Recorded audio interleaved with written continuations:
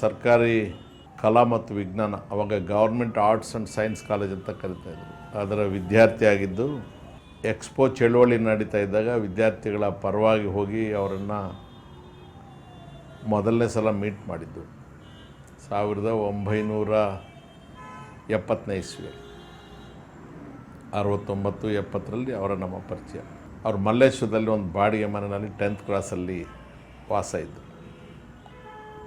ಆವಾಗ MPCC ಮೈಸೂರು ಪ್ರದೇಶ Congress ಕಮಿಟಿಯ ad hoc committee ಸಂಚಾಲಕರವರು. ಅವಾಗ KPCC ಎಲ್ಲ MPCC. ಅಲ್ಲಿಂದ ಪ್ರಾರಂಭ ಆಗಿ 71ನೇ ಇಸ್ವಿಯಲ್ಲೇ ಬೆಂಗಳೂರು ಸಿಟಿ ಕಾರ್ಪೊರೇಷನ್ ಎಲೆಕ್ಷನ್ಸ್ ಬಂತು. ನಾನು ಇನ್ನೂ ವಿದ್ಯಾರ್ಥಿ ಆಗಿದ್ದೆ, ಸೆಕೆಂಡ್ ಇಯರ್ BSc ವಿದ್ಯಾರ್ಥಿ ಆಗಿದ್ದೆ. ಕೆಲವು ರಾಜಕೀಯ ಕಾರಣಗಳಿಂದ ಆ ಮಲ್ಲೇಶ್ವರಂಗೆ ಒಬ್ಬ ಕಾಂಗ್ರೆಸ್ ಕ್ಯಾಂಡಿಡೇಟೇ ಸಿಗದೆ ಹೋಗ್ಬಿಟ್ರು. ದೇವರಾಜ ಅರಸುಗೆ ಅವ್ರ ಮನೆ ಇರೋದು ಮಲ್ಲೇಶ್ವರದಲ್ಲಿ, ಅಲ್ಲೇ ಕಾಂಗ್ರೆಸ್ ಕ್ಯಾಂಡಿಡೇಟ್ನ ಮಾಡೋಕ್ಕೆ ಆಗಲಿಲ್ಲ ಅಂತ ಹೇಳಿ ಅವ್ರನ್ನ ಆವಾಗಲೇ ಪದಚ್ಯುತರನ್ನಾಗಿ ಮಾಡಬೇಕು ಅಂತ ಹೇಳಿ ಕೆಲವರು ಹುನ್ನಾರ ಮಾಡಿದ್ರು. ಪಾಪ ಅರಸರು ಅರ್ಧ ರಾತ್ರಿಯಲ್ಲಿ ಅಜೀಜ್ ಸೇಠ್ ಅವರು ಬಂದು, ನಾನು ನಮ್ಮ ಅಣ್ಣವ್ರ ಜೊತೆ ಇರ್ತಿದ್ದೆ, ಅವರು ಸ್ವಿಮ್ಮಿಂಗ್ ಪೂಲ್ ಎಕ್ಸ್ಟೆನ್ಷನ್ ಮಲ್ಲೇಶ್ವರ ಸ್ವಲ್ಪ ಕೆಳಗೊಂದು ಚಿಕ್ಕ ಮನೇಲಿ ಬಾಡಿಗೆಗಿದ್ವಿ. ಅಲ್ಲಿ ಬಂದು ನನ್ನ ಹತ್ರ ಅಪ್ಲಿಕೇಶನ್ಗೆ ಸೈನ್ ಹಾಕಿಸ್ಕೊಂಡು ನೀನು ಕಾರ್ಪೊರೇಷನ್ಗೆ ಕ್ಯಾಂಡಿಡೇಟ್ ಅಂತ ಹೇಳಿದ್ರು. ಅಂದರೆ 70ನೇ ಇಸ್ವಿ ಅಂದರೆ ಲೆಕ್ಕ ಹಾಕ್ಕೊಳ್ಳಿ ನೀವು. ಈಗ 2015ರಲ್ಲಿ ಇದ್ದೇವೆ ನಾವು. ಅಲ್ಲಿಂದ ನಂತರದ ದಿನಗಳಲ್ಲಿ ಬೇರೆ ಬೇರೆ ರೀತಿಗಳಲ್ಲಿ ಅವ್ರ ಜೊತೆ ಇದ್ದದ್ದು, ಸಿಟ್ಟು ಮಾಡಿಕೊಂಡಿದ್ದು, ಜಗಳ ಮಾಡಿಕೊಂಡಿದ್ದು, ಅವ್ರ ನೇತೃತ್ವದಲ್ಲಿ ಕೆಲಸ ಮಾಡಿದ್ದು, ರಾಜಕೀಯ ಸಂಬಂಧಕ್ಕಿಂತಲೂ ಕೂಡ ಹೆಚ್ಚಾಗಿ ಭಾವನಾತ್ಮಕವಾದಂಥ ಒಂದು ಬಾಂಧವ್ಯ. ಅಂದರೆ ಒಬ್ಬ ಮನುಷ್ಯ ಸಕ್ರಿಯ ರಾಜಕಾರಣದಲ್ಲಿ ಇದ್ದುಕೊಂಡು ವ್ಯಾವಹಾರಿಕ ಜಗತ್ತಿನ ಒಂದು ಭಾಗನೂ ಆಗಿದ್ದುಕೊಂಡು ಹೇಗೆ ಅಷ್ಟು ನಿರ್ವ್ಯಾಮೋಹಿಯಾಗಿ ಬದುಕೋದು ಸಾಧ್ಯ ಇತ್ತು ಅನ್ನೋದು ಕಲ್ಪಿಸ್ಕೊಳ್ಳೋದಕ್ಕೂ ಕೂಡ ಬಹಳ ಕಷ್ಟದ ವಿಚಾರ. ಅವರಿಗೆ ಅಧಿಕಾರದ ವ್ಯಾಮೋಹನೂ ಇರಲಿಲ್ಲ, ಹಣದ ವ್ಯಾಮೋಹನೂ ಇರಲಿಲ್ಲ. ಬಾಯಿ ಒಂದದ್ದು ಮಾತಾಡ್ತಾರೆ ಜನ. ಮತ್ತು ಅವರು ಎಂದೂ ಕೂಡ ದ್ವೇಷ ಅನ್ನೋದು ಯಾರ ಮೇಲೆ ಸಾಧಿಸಿದ್ದು ನಾವು ನೋಡಲೇ ಇಲ್ಲ. ಮತ್ಸರ ಇರಲಿಲ್ಲ ಅವರಿಗೆ. ಭಾಳ ಹೆಚ್ಚಂದರೆ ಸಿಟ್ಟು. ಅವಾಗಾದರೂ ಸಿಟ್ಟು ಮಾಡಿಕೊಳ್ಳೋರು. ಸಿಟ್ಟಿನಲ್ಲೂ ಕೂಡ ತನ್ನ ಹತ್ರ ಕೆಲಸ ಮಾಡ್ತಕ್ಕಂಥ ಗನ್ಮನ್ನನ್ನು ಕೂಡ ಅವಾಚ್ಯ ಶಬ್ದಗಳಿಂದ ಅವರು ಮಾತನಾಡಿದ್ದು ಒಂದೇ ಒಂದು ದಿವಸ ಕೂಡ ನಾವು ಕೇಳಲೇ ಇಲ್ಲ ಅವರ ಜೀವನದ ಕಡೆವರೆಗೂ. ಭಾಳ ಸಿಟ್ಟು ಬಂದುಬಿಟ್ರೆ ಅಯ್ಯ ಎಲ್ಲಪ್ಪ ಹೋಗಿದ್ದೀಯಾ ಅಂತ ಅನ್ನೋರು. ಆ ಸುಸಂಸ್ಕೃತ ಜೀವನ ಇದೆಯಲ್ಲ, ರಾಜಕಾರಣಿಗಳಿಗೆ ಬಹಳ ಕಷ್ಟ. ಅದು ಅವರು ರಾಜೀನಾಮೆ ಕೊಟ್ಟ ಸಂದರ್ಭ ನೆನಪು ಮಾಡಿಕೊಳ್ಳಿ. ಆವಾಗೆಲ್ಲ ಮೊಬೈಲ್ಗಳು ಟಿವಿಗಳೇನಿರಲಿಲ್ಲ. 1980ನೇ ಇಸ್ವಿ ಚುನಾವಣೆ ನಡೆದಿದ್ದು ಅಸೆಂಬ್ಲಿಗೆಲ್ಲ, ಲೋಕಸಭೆಗೆ. ಇವರು ಇಂದಿರಾ ಗಾಂಧಿಯವರಿಂದ ಕಾರಣಾಂತರಗಳಿಂದ ದೂರ ಸರಿದಿದ್ರು. ಇವರು ನೇತೃತ್ವದಲ್ಲಿ ನಿಂತಹ ಅಭ್ಯರ್ಥಿಗಳು ಯಾರೂ ಕೂಡ ಉತ್ತೇಜಿತರಾಗ್ತಾ ಇಲ್ಲ ಅಂತ ರೇಡಿಯೋಲ್ಲಿ ಒಂದು ವರ್ತಮಾನ ಬಂದ ತಕ್ಷಣ ಯಾರಿಗೂ ಕೇರ್ ಕೂಡ ಮಾಡೋದಿಲ್ಲ. ಅಷ್ಟು ದೊಡ್ಡ ಪ್ರಮಾಣದ ಬಹುಮತ ತನಗಿದ್ರೂ ಕೂಡ ಸೀದಾ ಗವರ್ನರ್ ಹತ್ರಕ್ಕೆ ಹೋಗಿ ರಾಜೀನಾಮೆ ಕೊಡ್ತಾರೆ. ಮೊಂಡು ಹಾಕ್ಕೊಂಡು ಕೂತ್ಕೋಬೋದಾಗಿತ್ತು. ನನಗೆ MLAಗಳಿದ್ದಾರೆ, ಅಸೆಂಬ್ಲಿ ಕರೀರಿ ಅಂಥೇಳಿ ಕೊಂಡ್ಕೊಳ್ಳೋದು, ಅಥವಾ ಬೇರೆಯವ್ರನ್ನ ಬನ್ನಿ ನೀವು ಸೇರಿಕೊಳ್ಳಿ, ಅಧಿಕಾರ ಹಂಚ್ಕೊಳ್ಳಿ ಅಂತ ಎಳೆದಾಡ್ಬೋದಾಗಿತ್ತು. ಆದರೆ ಜನ ತಿಳ್ಕೊಂಡಂತೆ, ಕೆಲವರೆಲ್ಲ ಮಾತಾಡಿದಂತೆ ಅವರಿಗೆ ಅಧಿಕಾರಕ್ಕೆ ಅಂಟ್ಕೊಳ್ತಕ್ಕಂಥ ಸ್ವಭಾವ ಇರಲಿಲ್ಲ.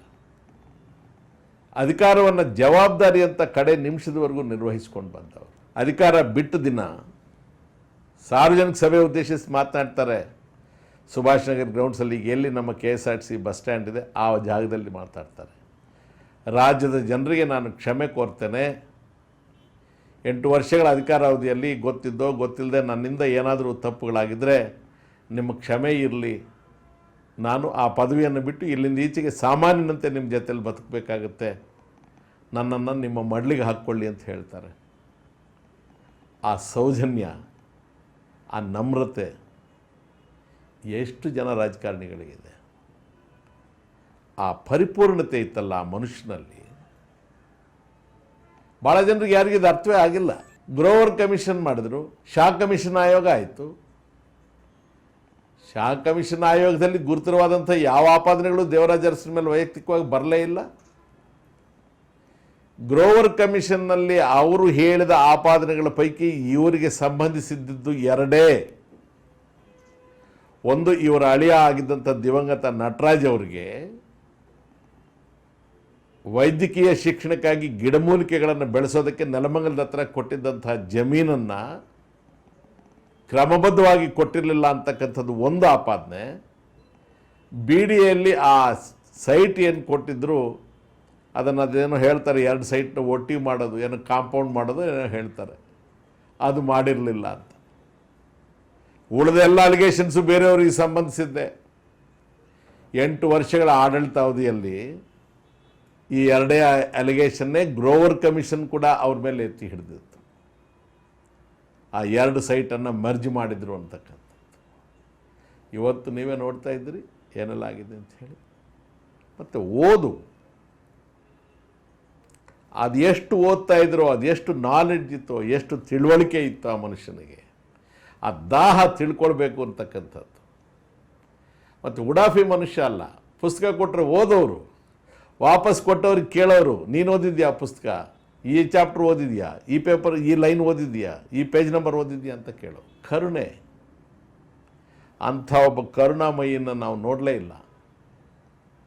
ತಾನು ಎಲ್ಲ ರೆಡಿಯಾಗಿ ಕಾರಲ್ಲಿ ಕೂತ್ಕೊಂಡಾಗ ಯಾವನಾದರೂ ಒಬ್ಬ ಬಡವ, ಒಬ್ಬ ಅನಾಮಿಕ ತನಗೆ ಎದುರಾದರೆ ಅಷ್ಟು ದೊಡ್ಡ ಶರೀರ ಹಾಕ್ಕೊಂಡು ಕಾರಿಂದ ಇಳಿದು ಅವನ ಪಿಟಿಷನ್ ತಗೊಂಡು ಓದಿ ಕಾರ್ ಬಾನೆಟ್ ಮೇಲೆ ಇಟ್ಕೊಂಡು ಆರ್ಡರ್ಸ್ ಮಾಡಿ ಅವನ ಸ್ಥಿತಿಗತಿ ಹೇಗಿದೆಯೋ ನೋಡ್ರಪ್ಪ, ಅವ್ನ ಊರಿಗೆ ಹೋಗೋಕ್ಕೆ ಏನಾದರೂ ಅನುಕೂಲ ಮಾಡಿ ಅಂತ ಹೇಳಿ ಕಾರಲ್ಲಿ ಕೂತ್ಕೊಳ್ತಾ ಇದ್ರು.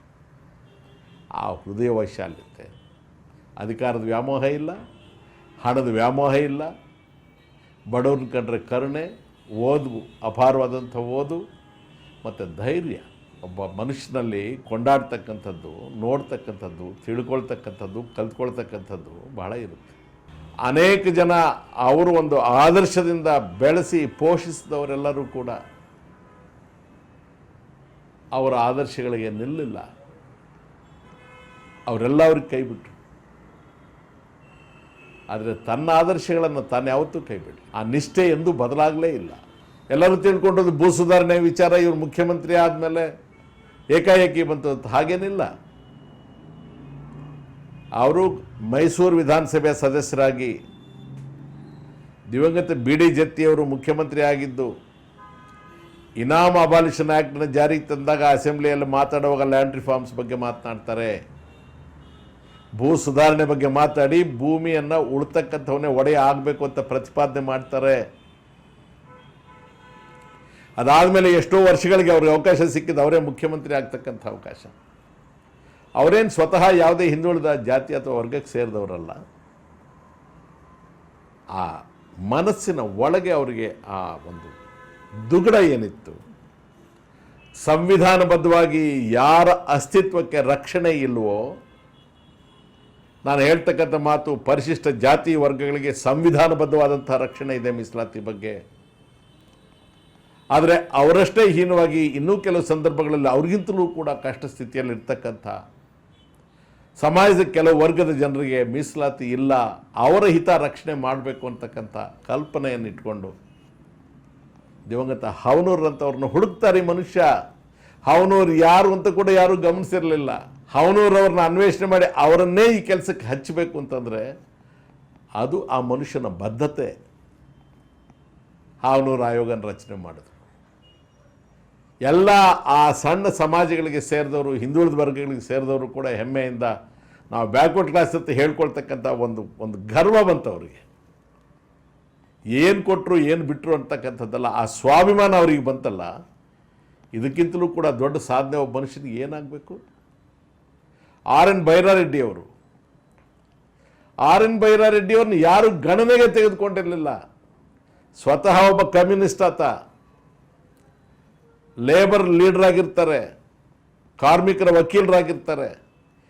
KGF ಇಂದ ಕೆಲವರೆಲ್ಲ ಕರ್ಕೊಂಡು ಬಂದು ಬೆಂಗಳೂರಿನಲ್ಲಿ ನೀವು ಪ್ರಾಕ್ಟೀಸ್ ಮಾಡಿ, ನಿಮ್ಮಂಥ ಒಬ್ಬ ವಿದ್ವಾಂಸರು, ಪಂಡಿತರು, ಇಷ್ಟು ತಿಳುವಳಿಕೆ ಇರೋರು KGF ಅಂತ ಮೂಲಲ್ಲಿರಬಾರ್ದು ಅಂತ ಹೇಳಿ ಹೊಂಬೇಗೌಡರು ಬಹಳ ದೊಡ್ಡ ಕಾರಣ ಅದಕ್ಕೆ. ಅವರನ್ನು ಹುಡುಕಿ ಕರ್ಕೊಂಡು ಬರ್ತಾರೆ ಅಡ್ವೊಕೇಟ್ ಜನರಲ್ ಆಗಿ ಅಂತ ಹೇಳಿ. ಬಹುಶಃ RN ಬೈರಾರೆಡ್ಡಿ ಅವರ ಎತ್ತರದ ಇಂಟೆಲೆಕ್ಚುಯಲ್ ಹೈಟ್ ಇರ್ತಕ್ಕಂಥ ಒಬ್ಬ ಅಡ್ವೊಕೇಟ್ ಜನರಲ್ ಕರ್ನಾಟಕದ ಇತಿಹಾಸದಲ್ಲಿ ಆಮೇಲೆ ಬರೋಕ್ಕೆ ಸಾಧ್ಯವಾಗಲಿಲ್ಲ. ನಂಜುಂಡಪ್ಪನವರು ಆ ಮನುಷ್ಯನನ್ನ ಕರ್ಕೊಂಡು ಬಂದು ಆರ್ಥಿಕ ಸಲಹೆಗಾರರನ್ನಾಗಿ ಮಾಡ್ಕೊಳ್ತಾರೆ. ಅಲ್ಲಿವರೆಗೆ ಯಾರೂ ನಂಜುಂಡಪ್ಪನವ್ರನ್ನ ಗುರುತಿಸಲೇ ಇಲ್ಲ. ಡಿ ಎಂ ನಂಜುಂಡಪ್ಪನವರು ಲಿಂಗಾಯತ್ ಸಮಾಜಕ್ಕೆ ಸೇರಿದವರು, ಬೈರಾರೆಡ್ಡಿಯವರು ಒಕ್ಕಲಿಗರ ಸಮಾಜಕ್ಕೆ ಸೇರಿದವರು, ದೇವರಾಜ ಅರಸು ಮಾನವ ಕುಲಕ್ಕೆ ಸೇರಿದವರು. The best out of each ಹುಡುಕಿ ಹುಡುಕಿ ಹುಡುಕಿ ಕರ್ಕೊಂಡು ಬಂದು he gave the contribution to this. ನಾವು ಮಾಡ್ಯುಲೇಟ್ ಮಾಡಬೇಕಾಗಿರೋದು, ಅವರಲ್ಲಿ ಫಾಲೋ ಮಾಡ್ಕೋಬೇಕಾಗಿರೋದು, ನೆನಪಿಸ್ಕೊಳ್ಬೇಕಾಗಿರೋದು, ಗೌರವಿಸ್ಕೊಳ್ಬೇಕಾಗಿರ್ತಕ್ಕಂಥದ್ದು ಇಂಥ ವಿಚಾರಗಳು. ಆವಾಗ ಇಡೀ ಭಾರತ ದೇಶದಲ್ಲಿ ಪವರ್ ಪ್ರೊಡಕ್ಷನ್ನಲ್ಲಿ ಬೇರೆ ಎಲ್ಲ ವಿಚಾರಗಳಲ್ಲಿ ಕರ್ನಾಟಕ ನಂಬರ್ 1 ಅಥವಾ ನಂಬರ್ 2 ಅಭಿವೃದ್ಧಿ ವಿಚಾರದಲ್ಲಿ ಅವರ ಅಧಿಕಾರವನ್ನು ಹಸ್ತಾಂತರ ಮಾಡಿದ ದಿವಸ, ಅಧಿಕಾರ ತ್ಯಾಗ ಮಾಡಿದ ದಿವಸ ವಿದ್ಯುತ್ ಶಕ್ತಿ ಉತ್ಪಾದನೆ ಕರ್ನಾಟಕದಲ್ಲಿ ಮೊದಲನೇ ಸ್ಥಾನದಲ್ಲಿದ್ವಿ. ನಾವು ತೆಗೆದು ನೋಡಲಿ ದಾಖಲೆಗಳನ್ನು.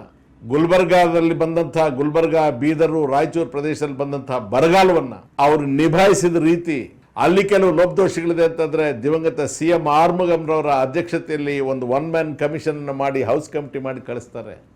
ಅವಿಸ್ಮರಣೀಯ. ಜನ ಎಲ್ಲ ಗುಳೆ ಹೋಗ್ಬಿಟ್ರು. ಯಾರು ಎಂದೂ ಕೇಳಿರಲಿಲ್ಲ ಆ ಬರಗಾಲ, ಅಂಥ ಬರಗಾಲ ಬಂದ್ಬಿಡ್ತು. ಆದರೆ ಅತ್ಯಂತ ಜಾಣ್ಮೆಯಿಂದ ಇದಕ್ಕೆಲ್ಲ ಮೂಲ ಕಾರಣ ಮಹಾದೊಡ್ಡ ಮಾನವತಾವಾದಿಯ ವರ್ಣನಾಲೆ ಅಜಿಟೇಷನ್.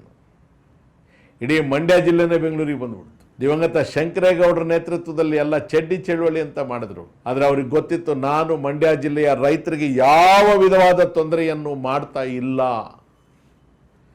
ವರ್ಣನಾಲೆ ಪ್ರದೇಶದಲ್ಲಿ ದೇವರಾಜ ಅರಸು ಅವರಿಗೆ ಯಾವ ಅಚ್ಚುಕಟ್ಟು ಇಲ್ಲ. ಕಾಂಟ್ರಾಕ್ಟರ್ ಅಲ್ಲ, ಆ ನೀರು ಕೊಡಬಹುದು ಅಂತಕ್ಕಂಥ ಬದ್ಧತೆ. ದೇವರಾಜ ಅರಸುರವರ ಅಂತಿಮ ಯಾತ್ರೆ ಕಲ್ಲಳ್ಳಿ ಬೆಂಗಳೂರಿಂದ ಹೊರಟಾಗ ಇಡೀ ಮಂಡ್ಯದ ಜನ ಅದೇ ಶಂಕರೇಗೌಡರ ನೇತೃತ್ವದಲ್ಲಿ ನಿಂತ್ಕೊಂಡು ಅವರಿಗೆ ಅಂತಿಮ ನಮನ ಸಲ್ಲಿಸಿದರು.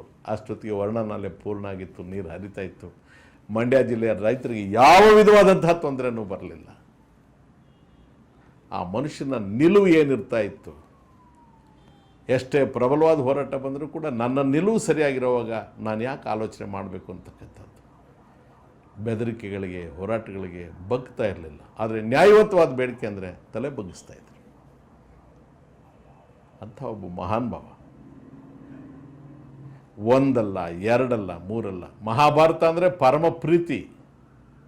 ಕರ್ಣನ ವಿಚಾರ ಅಂದರೆ ಅಪಾರವಾದ ಗೌರವ. ಹಿಂದುಳಿದ ವರ್ಗಗಳಿಗೆ ಯಾಕೆ ಮೀಸಲಾತಿ ಇಡಬೇಕು ಅನ್ನೋದಕ್ಕೆ ಪ್ರತಿ ಸಲ ನಾವೆಲ್ಲ ಕೂತ್ಕೊಂಡಾಗ ಕರ್ಣಂದೇ ದೃಷ್ಟಾಂತ ಹೇಳೋರು ನಮಗೆ. ಒಂದು ವೇಳೆ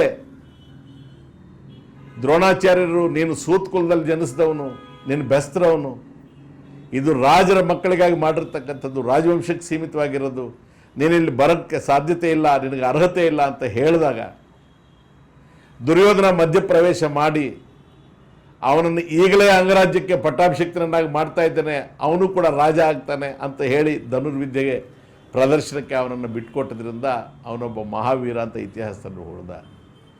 ಎಷ್ಟು ಜನ ಕರ್ಣನ್ ತರದವರು, ಪ್ರತಿಭೆ ಇದ್ದವರು, ಯೋಗ್ಯತೆ ಇದ್ದವರು ಜಾತಿಯ ಕಾರಣದಿಂದಾಗಿ ಪ್ರತಿಭೆ ಅರಳಲಿಲ್ಲವೋ ಅವರಿಗಿದೊಂದು ಅವಕಾಶ ಅಂತ ಹೇಳಿದ್ರು. ಯಾವನಿಗಾದರೂ ಕೂಡ ಅರ್ಥ ಆಗ್ತಕ್ಕಂಥ ಒಂದು ವಿಧಾನ ಇದು. ಸಾಧ್ಯವೇ ಇಲ್ಲ. ಅದಕ್ಕಿಂತಲೂ ಕೂಡ ಉತ್ತಮವಾದಂಥ ದೃಷ್ಟಾಂತ ಕೊಡೋದು, ಜನರ ಮನಸ್ಸನ್ನು ಗೆಲ್ಲೋದು ಯಾರ್ಯಾರಿಗೂ ಸಾಧ್ಯವಿಲ್ಲ.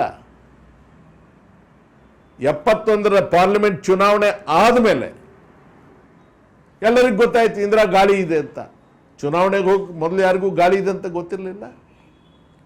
ಅಲ್ಲಿಯವರೆಗೂ ಕರ್ನಾಟಕದ ಚುನಾವಣಾ ರಾಜಕೀಯ ವ್ಯವಸ್ಥೆಯಲ್ಲಿ ಬಿಜಾಪುರದಂಥ ಒಂದು ಲೋಕಸಭಾ ಕ್ಷೇತ್ರಕ್ಕೆ BE ಚೌಧರಿ ಅಂತ ಒಬ್ಬ ಹಿಂದುಳಿದ ವರ್ಗದವ್ರನ್ನ ಕ್ಯಾಂಡಿಡೇಟ್ ಮಾಡೋ ಧೈರ್ಯ ಯಾರೂ ತೋರಿಸಿರಲಿಲ್ಲ.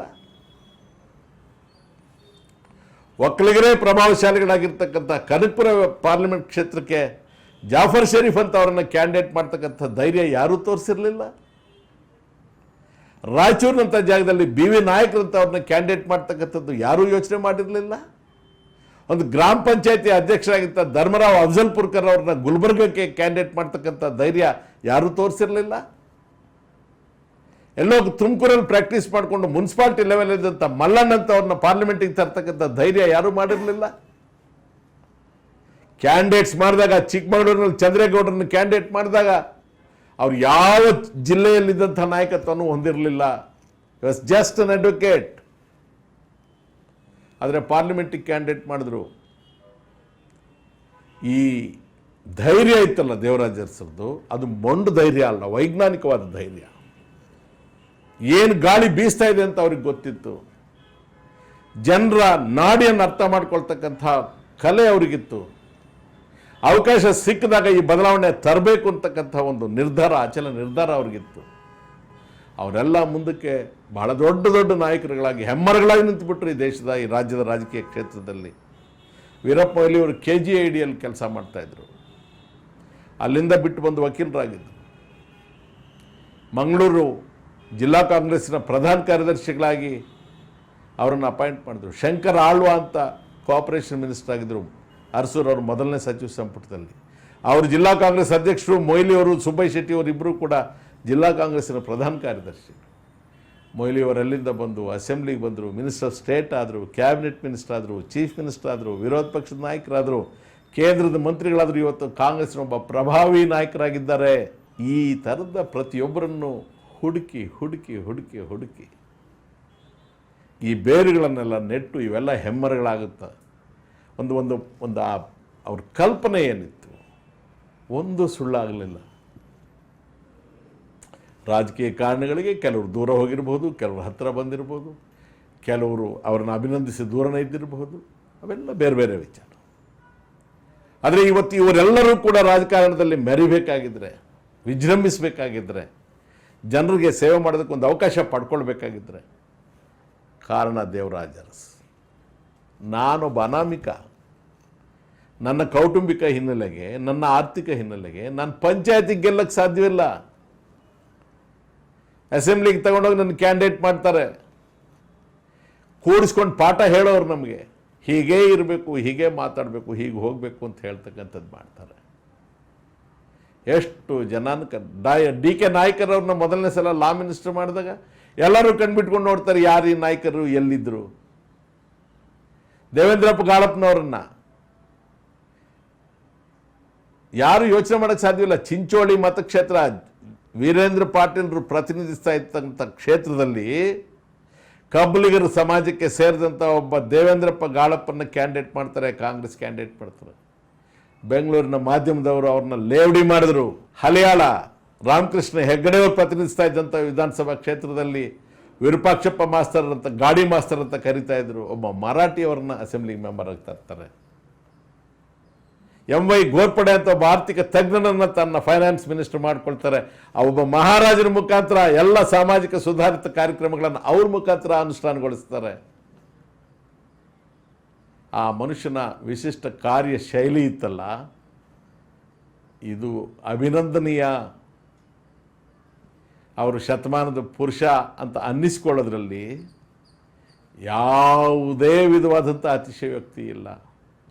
ನಿಜವಾಗಲೂ ಕೂಡ ಆತ ಈ ಶತಮಾನದ ಪುರುಷ. ಈ ವ್ಯವಸ್ಥೆಯಲ್ಲೇ ಒಂದು ಬದಲಾವಣೆ ತಂದುಬಿಟ್ಟ. ಏನು ಅಲ್ಲಿ ಆಸ್ತಿ ಮಾಡಿಬಿಟ್ಟಿದ್ದಾರೆ, ಇಲ್ಲಿ ಆಸ್ತಿ ಮಾಡಿಬಿಟ್ಟಿದ್ದಾರೆ. ಅಲ್ಲಿ ಏನಿತ್ತು ಆಸ್ತಿ? ಯಾರಾದರೂ ಕಲ್ಲಳ್ಳಿಗೆ ಹೋಗಿ ಅವ್ರ ಸಮಾಧಿ ನೋಡಿದ್ರೆ ಗೊತ್ತಾಗುತ್ತೆ ಎಷ್ಟು ಆಸ್ತಿ ಮಾಡಿದ್ದಾರೆ ಅಂತ. ಆಸ್ತಿಗಳು ಮಾಡಿದವರಿಗೆ ಬಚ್ಚಿಟ್ಕೊಳ್ಳೋದು ಗೊತ್ತಿರುತ್ತೆ. ದೇವರಾಜ ಅರಸರಿಗೆ ಬಚ್ಚಿಟ್ಟಂಥ ಬದುಕೇ ಗೊತ್ತಿಲ್ಲ. ಎಲ್ಲ ಬಿಚ್ಚೆ ಇಟ್ಟಿದ್ದವರು, ಮುಚ್ಚಿಟ್ಕೊಳ್ಳೋಕೆ ಏನೂ ಉಳಿದಿರಲಿಲ್ಲ ಅವ್ರ ಹತ್ರ.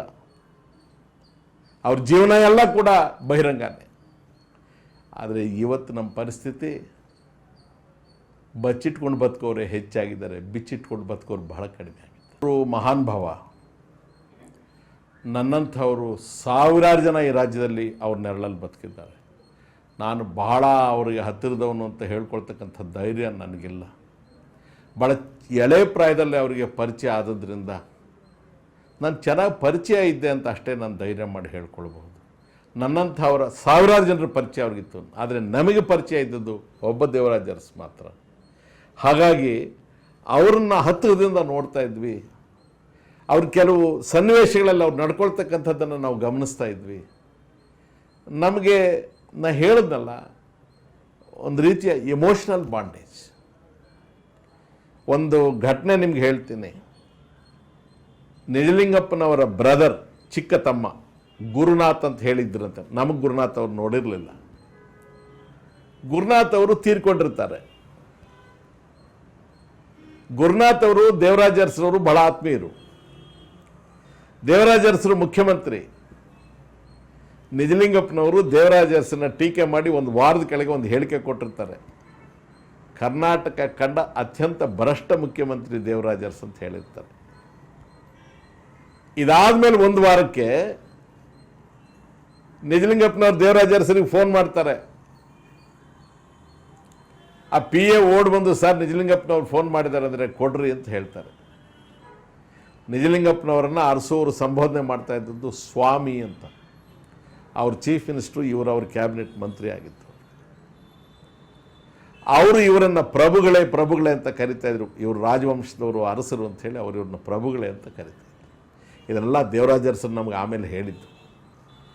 ಗುರುನಾಥ್ ತೀರ್ಕೊಂಡ ಅಂತ ಇವ್ರಿಗೆ ಹೇಳಿದ್ರು ಫೋನ್ನಲ್ಲಿ. ಅಯ್ಯೋ ಯಾವಾಗ ಏನಾಯಿತು ನನಗೆ ಹೇಳಲೇ ಇಲ್ವಲ್ಲ ಅಂದರೆ, ಈ ಥರ ಏನೋ ತೊಂದರೆ ಆಗಿತ್ತು, ತೀರ್ಕೊಂಡ್ರು. ಗುರುನಾಥ್ PWD ಕಾಂಟ್ರಾಕ್ಟರ್ ಆಗಿತ್ತು. ಅವ್ರದ್ದು ಕೆಲವು ಕ್ಲೇಮ್ಸ್ ಬರಬೇಕು ಅಂತ ಹೇಳಿ ದೇವರಾಜ ಅರಸು ಅವ್ರ ಕಣ್ಣಲ್ಲಿ ನೀರು ಹರಿತಾ ಇತ್ತು. ಗೆಳೆಯ ತೀರ್ಕೊಂಡ, ತನಗೆ ಯಾರೂ ಹೇಳಲಿಲ್ಲ. ಆ ಫೋನ್ ಸಂಭಾಷಣೆ ಆದಮೇಲೆ ನಮ್ಮಂಥ ರಾಜಕಾರಣಿಗಳು ಅಲ್ಪದೃಷ್ಟಿ ನಮಗೆ. ನಿಮಗೆ ಇಂಥವ್ರನ್ನ ಕಂಡ್ರೆ ಭಾಳ ಪ್ರೀತಿ, ಹೋದ ವಾರ ಅವ್ರು ನಿಮ್ಮ ಮೇಲೆ ಕೆಟ್ಟದಾಗಿ ಸ್ಟೇಟ್ಮೆಂಟ್ ಕೊಟ್ಟಿದ್ದಾರೆ. ಅದು ಎಷ್ಟು ಕೆಂಪಗಾಗ್ಬಿಡ್ತು ಅಂದರೆ ದೇವರಾಜ ಅರಸು ಅವ್ರ ಮಕ್ಕಳು, ಮುಚ್ಚ್ರಿ ಬಾಯಿ, ಹಾಗೆಲ್ಲ ಮಾತಾಡಬೇಡಿ. ನಿಜಲಿಂಗಪ್ಪನವರು ಭಾಳ ದೊಡ್ಡ ಮನುಷ್ಯರು, ಅವ್ರಿಗೆ ಸ್ವಲ್ಪ ಯಾರಾದರೂ ಹೇಳಿದ ಮಾತು ಕೇಳ್ತಾರೆ. ಅವ್ರೇನು ಸ್ವಬುದ್ಧಿಯಿಂದ ಆ ಥರ ಹೇಳಿರೋದಿಲ್ಲ. ಇಷ್ಟಕ್ಕೂ ಗುರುನಾಥ್ ನನ್ನ ಸ್ನೇಹಿತ ತೀರ್ಕೊಂಡಿದ್ದೇನೆ, ಅವ್ರ ಕುಟುಂಬ ಕಷ್ಟದಲ್ಲಿದೆ ಅಂತ ನಮ್ಮ ಎದುರಿಗೆ ಫೋನ್ ಮಾಡಿ ಲಿನ್ ಅವ್ರಿಗೆ ಕರೆಸ್ಕೊಳ್ತಾರೆ. ಲಿನ್ ನೋಡಪ್ಪ, ಗುರುನಾಥ್ ತೀರ್ಕೊಂಡ್ರಂತೆ, ಅವ್ರದ್ದೇನೋ ಕ್ಲೇಮ್ಸ್ ಇದೆಯಂತೆ, ಆ ಇರಿಗೇಷನ್ ಅವ್ರು ಕರೆಸಿ ಬೇಗ ಅದನ್ನೆಲ್ಲ ಕ್ಲಿಯರ್ ಮಾಡಿ ಕೊಟ್ಬಿಡಿ, ಅವ್ರ ಕುಟುಂಬಕ್ಕೆ ಸಹಾಯ ಆಗಬೇಕು. ದ್ವೇಷ ಇಲ್ಲದ ಒಂದು ಮನೋಭಾವ. ಒಂದು ವಾರದ ಕೆಳಗೆ ತನ್ನನ್ನು ಅಷ್ಟು ನಿಕೃಷ್ಟವಾಗಿ ಮಾತಾಡಿದ್ದಾರೆ ಅನ್ನತಕ್ಕಂಥ ನೆನಪು ಕೂಡ ಇರೋದಿಲ್ಲ. ಆ ದೊಡ್ಡಸ್ತಿಗೆ ಯಾರಿಗೆ ಬರೋಕ್ಕೆ ಸಾಧ್ಯ ಹೇಳಿ? ನಾವೇನಾದರೂ ಅವ್ರ ಹತ್ತಿರದಲ್ಲಿದ್ದು ಓಡಾಡೋ ಸೌಭಾಗ್ಯ ನಮಗಿದ್ದಿದ್ರೆ ನಾವು ನೆನಪಿಟ್ಕೊಳ್ಬೇಕಾಗಿರ್ತಕ್ಕಂಥ ಘಟನೆಗಳು. ನಾನು ರಘುಪತಿ ಸಾಹೇಬರು, ಮಾಜಿ ಶಿಕ್ಷಣ ಮಂತ್ರಿಗಳು, ಅವ್ರ ಜೊತೆಯಲ್ಲಿ ಪ್ರಯಾಣ ಮಾಡ್ತಾ ಬಳ್ಳಾರಿಗೆ ಹೋಗ್ತಾ ಇದ್ವಿ. ಬಳ್ಳಾರಿಗೆ ಹೋಗಬೇಕಾಗಿದ್ದರೆ ನಮಗೆ ಹಿರಿಯೂರಿನಲ್ಲಿ ಹಾಲ್ಟ್ ಮಾಡಿದ್ವಿ, ವಾಶ್ ಮಾಡ್ಕೋಬೇಕು. ಚಳ್ಳಕೆರೆ ಧರಣೇಂದ್ರಯ್ಯ ಅಂತ ಹೇಳಿ ಒಬ್ಬ ಕಾಂಗ್ರೆಸ್ ಕಾರ್ಯಕರ್ತರು, ಅದು ಅವರೆಕಾಯಿ ಸೀಸನ್, ಒಂದು ಡೇಕ್ಸ ತುಂಬ ಅವರೆಕಾಯಿ ಉಪ್ಪಿಟ್ಟು ಮಾಡ್ಕೊಂಡು ಬಂದಿದ್ದಾರೆ. ಅವರು IBL ಇಳಿದ ತಕ್ಷಣ ಬುದ್ಧಿ, ಏನಪ್ಪ ಧರಣೇಂದ್ರಯ್ಯ ಚೆನ್ನಾಗಿದ್ದೀಯಾ ಅಂತ. ಜೈನರ ಮತಸ್ಥರು ಅವರು. ಚೆನ್ನಾಗಿದ್ದೀನಿ ಸ್ವಾಮಿ, ನಾನು ಬಡವ, ನಾನು ಉಪ್ಪಿಟ್ಟು ತಂದಿದ್ದೀನಿ, ಅವರೆಕಾಯಿ ಉಪ್ಪಿಟ್ಟು ತಂದಿದ್ದೀನಿ. ಹೌದಾ? ಬಾಳೆ ಎಲ್ಲ ಇಟ್ಕೊಂಡು ಆ ಡೇಕ್ಸದಲ್ಲಿದ್ದು ನಾವು ಒಂದೊಂದು ಹಿಡಿ ತಿಂದರೆ ಪೂರ್ಣ ಉಪ್ಪಿಟ್ಟೆಲ್ಲ ತಿಂದು ನೀರು ಕುಡಿದು ತೆಗ್ಬಿಟ್ಟು ಆ ಧರಣೇಂದ್ರ ನೀವು ಭುಜ ತಟ್ಟಿ, ಭಾಳ ಚೆನ್ನಾಗಿತ್ತಪ್ಪ, ನಿಮ್ಮ ಮನೆಯವ್ರಿಗೆ ನನ್ನ ನಮಸ್ಕಾರ ತಿಳಿಸಿ. ಅಲ್ಲಿಂದ ಸ್ವಲ್ಪ ಮುಂದೆ ಪ್ರಯಾಣ ಮಾಡ್ತೀವಿ. ಮೊಳಕಾಲ್ಮೂರು ಹತ್ರಕ್ಕೆ ನಾವು ಬಂದಾಗ ಆ ಹಳ್ಳಿಯ ಹೆಣ್ಮಕ್ಳುಗಳು ಸೌದೆ ಹೊರೆ, ಕಾಡಿನಿಂದ ಹೊರೆ ಸುತ್ತಬಿಟ್ಟು ತಲೆ ಮೇಲೆ ಇಟ್ಕೊಂಡು ಲೈನಾಗಿ ರೈಲು ಹೋದಂಗೆ ಹೋಗ್ತಾ ಇದ್ದಾರೆ. ಅವರು ಮೊಳಕಾಲ್ಮೂರು ಟೌನ್ಗೆ ಅದನ್ನು ಮಾರಕ್ಕೆ ಹೋಗೋದು. ಮುಖ್ಯಮಂತ್ರಿಗಳು ಅಂದರೆ ಅವ್ರ ಕಾರು, ಅವ್ರ ಹಿಂದೆ ಮುಂದೆ ಕಾರುಗಳು, ಪೊಲೀಸ್ ಸಿಬ್ಬಂದಿ ಎಲ್ಲ ಇರುತ್ತಲ್ಲ. ಇವರು ಸಡನ್ನಾಗಿ ಅದನ್ನು ನೋಡಿ ನಿಲ್ಲಿಸಿದ್ರು. ಆ ಹೆಣ್ಮಕ್ಳು ಗಾಬರಿ ಬಿದ್ದುಬಿಟ್ಟು ಆ ಹೊರೆ ಸೌದೆ ಬಿಸಾಡಿ ಓಡ್ತಾ ಇದ್ದಾರೆ. ಯಾರೋ ಪೊಲೀಸವರು ಯಾರೋ ಬಂದರು, ನಾವು ಕಾಡಿಂದ ತಗೊಂಡೋಗ್ತಾ ಇರೋದು, ಅಪರಾಧ ಇದು ಅಂತ. ಅವನ್ನೆಲ್ಲ ಕಷ್ಟಪಟ್ಟು ನಿಲ್ಲಿಸಿ ವಾಪಸ್ ಎಲ್ಲ ಕರೆಸ್ಕೊಳ್ತಾರೆ ಹತ್ತಿರಕ್ಕೆ. ನಮಗೆ ಕುತೂಹಲ, ಏನು ಮಾಡ್ತಾರೆ, ಯಾಕೆ ಇವ್ರನ್ನ ಕರೆಸ್ಕೊಳ್ತಾರೆ? ಅವ್ರಿಗೆ ಕೇಳಿದ್ರೆ ಎಷ್ಟೊತ್ತಿಗೆ ಹೋಗ್ತೀರಿ ನೀವು ಬೆಳಗ್ಗೆ ಮನೆಯಿಂದ? ವಾಪಸ್ಸು ಇಷ್ಟು ಕತ್ಲಾಗಿದೆಯಲ್ಲ, ಎಷ್ಟೊತ್ತಿಗೆ ಹೋಗಿ ಸೇರ್ತೀರಿ? ನಿಮಗೆ ಇಷ್ಟು ಸೌದೆ ಹೊರೆ ಕಟ್ಟಿ ತಗೊಂಡು ಹೋಗ್ತಿರಲ್ಲ, ನಿಮ್ಗೆ ಎಷ್ಟು ಹಣ ಸಿಗುತ್ತೆ ಇದರಲ್ಲಿ? ಎಲ್ಲ ಕೇಳಿದ ಮೇಲೆ ಇಲ್ಲಿ ಈ ಇಲಾಖೆ ನೌಕರರವರು ಇವ್ರು ಯಾರು ದುಡ್ಡಿಸ್ಕೊಳ್ತಾರೆ ನಿಮ್ಮ ಹತ್ರ? ಅವ್ರು ಹೇಳಿದ್ರು ಫಾರೆಸ್ಟ್ ಅವರು ಇವರು ಎಲ್ಲ ದುಡ್ಡು ಕಿತ್ಕೊಳ್ತಾರೆ. ಆವಾಗ ಆಯಿತು ನೀವು ಹೋಗಿ ಅಂತ ಹೇಳಿ ಅವ್ರಿಗೆ ಕಳಿಸಿದ್ರು. ಕಾರಲ್ಲಿ ಕೂತ್ಕೊಂಡು ನಮ್ಗೆ ಹೇಳಿದ್ರು, ಇವರು ಮೊಳಕಾಲ್ಮೂರು ಪಟ್ಟಣಕ್ಕೆ ಹೋಗಿ ಈ ಸೌದೆಯನ್ನು ಮಾರಿ ಅವನು ಕೊಡ್ತಕ್ಕಂಥ ಹಣ ತಗೊಂಡು ಅಂಗಡಿಗೆ ಹೋಗಿ ಬಚ್ಚ ತಗೊಂಡು ಮನೆಗೆ ಹೋಗಿ ಬೇಯಿಸಿ ತಿನ್ನೋದ್ರಿ. ಇವ್ರ ಮನೇಲಿ ಯಾರಾದರೂ ಓದೋರು ಶಾಲೆಗೆ ಹೋಗೋರು ಮಕ್ಕಳಿದ್ರೆ ಅವ್ರಿಗೊಂದು ದೀಪ ಕೂಡ ಇರೋದಿಲ್ವಲ್ಲಪ್ಪ. ಆ ಎಲ್ಲ ಗುಡಿಸಲುಗಳಿಗೆ ಒಂದು ಲೈಟ್ ಕೊಡಬೇಕು, ಭಾಗ್ಯಜ್ಯೋತಿ ಅಂತ ಅದಕ್ಕೆ ಹೆಸರು ಕೊಡೋಣ ಅಂತ ಹೇಳಿ ಅಲ್ಲೇ ಕಾರ್ನಲ್ಲೇ PA ಇದ್ದವನಿಗೆ, ನೋಡಪ್ಪ ನೋಟ್ ಮಾಡ್ಕೊ, ಬೆಂಗಳೂರಿಗೆ ಹೋದ ತಕ್ಷಣ ಇದೊಂದು ಆದೇಶ ಮಾಡಿಸ್ಬೇಕು. ಆ ಹೃದಯ ಇದೆಯಲ್ಲ, ಆ ಸೌದೆ ಹೊರತಕ್ಕಂಥವ್ರ ಮನೇಲಿ ಬೆಳಕು ಇರಬೇಕು ಅಂತಕ್ಕಂಥದ್ದು. ಆ ಹೃದಯ ಇಲ್ಲದ್ಮೇಲೆ ಯಾಕೆ ಇರಬೇಕು ನಾವು ರಾಜಕಾರಣ? ಎಷ್ಟು ಜನರಿಗೆ ಅದು ಸಾಧ್ಯ ರೀ? ಎಷ್ಟು ಜನರಿಗೆ ಸಾಧ್ಯ ಅದು? ಆ ಮನೆಗಳಲ್ಲೆಲ್ಲ ಇವತ್ತು ಬೆಳಕಿದೆ, ಆ ಮಕ್ಕಳೆಲ್ಲ ಓದ್ತಾ ಇದ್ದಾರೆ. ಯಾಕೆ ಆತ ಶತಮಾನದ ಪುರುಷ ಆಗ್ತಾನಂದ್ರೆ ಇದಕ್ಕೆ ಆಗೋದು. ನಾವು ಸ್ವತಃ ಸಾಕ್ಷಿಗಳಿದಕ್ಕೆ. ಇದಾದ್ಮೇಲೆ ಬಳ್ಳಾರಿಗೆ ಹೋಗ್ತೀವಿ. ಭಾಸ್ಕರ್ ನಾಯ್ಡು ಅಂತ ಅವ್ರ ಸ್ನೇಹಿತರು ಸ್ವಲ್ಪ ಊಟ ಆತಿಥ್ಯ ನೀಡೋದ್ರಲ್ಲಿ ಭಾಳ ಹೆಸರು. ಅವರು ವೈಭವ ಅದು ಊಟ ಅರೇಂಜ್ ಮಾಡಿಬಿಟ್ಟಿದ್ದಾರೆ. ನಾಯ್ಡು, ನಾವು ಊಟ ಮಾಡಲ್ಲಪ್ಪ, ನಾನು ಧರಣೇಂದ್ರ ಉಪ್ಪಿಟ್ಟು ತಂದಿದ್ದ ತಿಂದುಬಿಟ್ಟಿದ್ದೀನಿ. ಅವರಿಗೆ ಅಂತಸ್ತು ಇಂತಸ್ತು ಅವ್ರನ್ನ ಮೆಚ್ಚಿಸ್ಬೇಕು, ಆ ಯಾವ ಕಪಟವಾದಂತಹ ಕಲೆಗಳು ಇರಲಿಲ್ಲ ಅವರು. ನಮಗಿನ್ನು ಏನಾಗಬೇಕು ಹೇಳಿ? ಅವ್ರ ಹತ್ತಿರದಲ್ಲಿದ್ದಾಗ ನಾವು ತಿಳ್ಕೊಳ್ಳೋಕ್ಕೆ, ಕಲ್ತ್ಕೊಳ್ಳೋಕ್ಕೆ ಇನ್ನೇನು ಗೊತ್ತಾಗಬೇಕು ಹೇಳಿ? ಎಮರ್ಜೆನ್ಸಿ. ತಪೇಶ್ವರನಾಥ್ ಜುಟ್ಷಿ ಅಂತ ಹೇಳಿ ಒಬ್ಬಾತ ದಿವಂಗತ ಜಯಪ್ರಕಾಶ್ ನಾರಾಯಣ್ ಅವ್ರ ಮೇಲೆ ಒಂದು ಪುಸ್ತಕ ತಂದಿದ್ದ. Is JP an agent of CIA ಅಂತ. ನಾನು BA ಮೊಯ್ದೀನ್ ಸಾಹೇಬರು ಮಾಜಿ ಮಂತ್ರಿಗಳು ಮತ್ತು ಸುಬ್ಬಯ್ಯ ಶೆಟ್ಟರು ಮಾಜಿ ಮಂತ್ರಿಗಳು ಮೂವರು ಆ ಪುಸ್ತಕನ ಓದ್ಕೊಂಡು ಅರಸೋರ ಹತ್ರ ಸುಮ್ಮನೆ ಹಾಗೆ ಚರ್ಚೆ ಮಾಡ್ತಾ ಕೂತಿದ್ದೆ. ನಮ್ಮನ್ನು ಕೂಡಿಸ್ಕೊಂಡೆ 20 ನಿಮಿಷದಲ್ಲಿ ಆ ಪುಸ್ತಕ ಓದ್ಬಿಟ್ರು. ಒಂದು ಮಾತು ಹೇಳಿದ್ರು ಅವರು, ನಾವು ಕಾಂಗ್ರೆಸ್ಸಲ್ಲಿದ್ದೀವಿ, JP ಅವರು ಇಂದಿರಾ ಗಾಂಧಿಯ ವಿರುದ್ಧ ಮೂವ್ಮೆಂಟ್ ನಡೆಸ್ತಾ ಇದ್ದಾರೆ,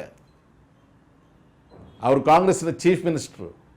ನಮ್ಗೆ ಅವ್ರು ಅವತ್ತು ಹೇಳಿದ ಮಾತು, ಇವನು ಯಾರೋ ಬಟ್ಟಂಗಿನಪ್ಪ, JP ಅಂಥ ಮನುಷ್ಯ ಅಲ್ಲ, ಅಂಥ ದ್ರೋಹಿ ಅಲ್ಲ, ಆತ ಭಾಳ ದೊಡ್ಡ ಮನುಷ್ಯ.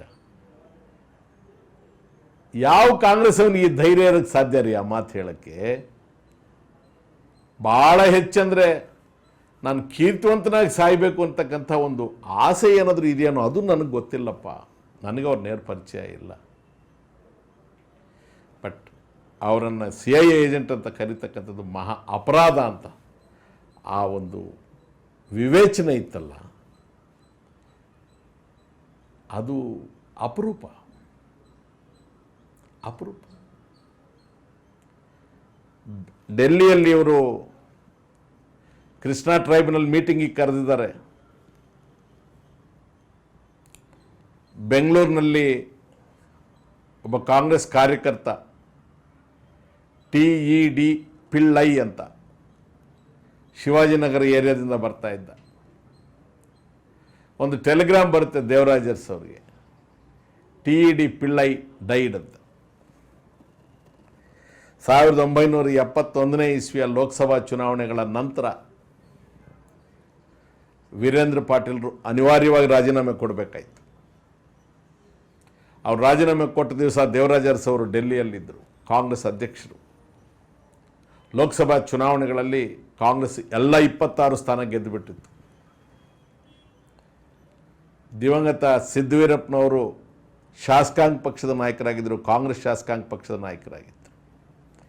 ಅವರು ಬದಲಿ ಸರ್ಕಾರ ಮಾಡಬೇಕು, ಇನ್ನೂ 1 ವರ್ಷದ ಅವಧಿ ಇದೆ ಅಂತ ಹೇಳಿ ವೀರೇಂದ್ರ ಪಾಟೀಲ್ರ ಪಾಳ್ಯದಲ್ಲಿದ್ದಂಥ ಶಾಸಕರನ್ನು ಸೇರಿಸಿಕೊಂಡು ಒಂದು ಪಟ್ಟಿ ಮಾಡಿಕೊಂಡು ಹೊರಟಿದ್ದರು.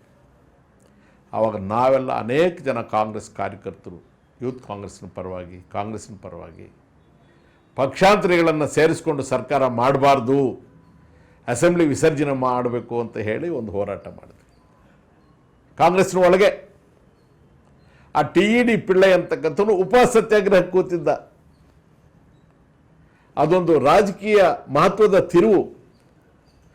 ಆವತ್ತು ಶಾಸಕಾಂಗ ಪಕ್ಷದ ನಾಯಕರಾಗಿದ್ದಂತಹ ಸಿದ್ದವೀರಪ್ಪನವರು ಮುಖ್ಯಮಂತ್ರಿ ಆಗಿಬಿಟ್ಟಿದ್ರೆ ಬಹುಶಃ 72ರಲ್ಲಿ ಅವರು ಮುಂದುವರ್ಕೊಂಡು ಹೋಗ್ಬಿಡ್ತಾ ಇದ್ರು.